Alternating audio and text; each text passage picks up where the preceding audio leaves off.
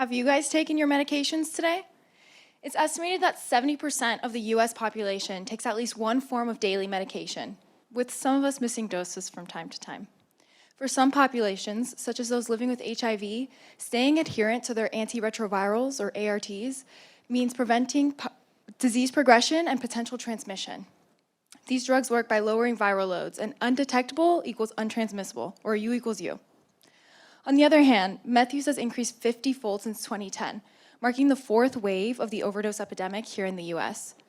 This seismic shift in meth use and meth-related deaths has increasingly impacted sexual minoritized men with and without HIV. The men bearing the brunt of both epidemics, it can be a challenge to adhere to their ARTs, and it's a challenge that I set out to help understand. Through the alumni fellowship I received through Downstate, I was able to work on an NIH-funded multi-center study with this direct population.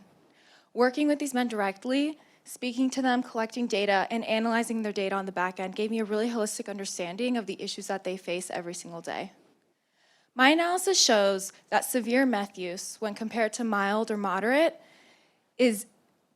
puts you more at risk for suboptimal ART adherence across all racial and ethnic groups.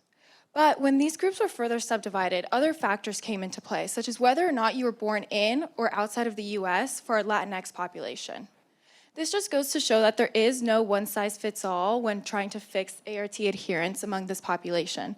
And it's also wise to note that multiple aspects of a person's life can impact one outcome, in this case, ART adherence.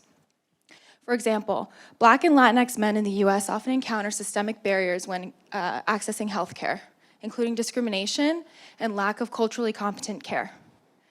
This puts them more at risk for suboptimal adherence, and meth use just exacerbates this risk as well.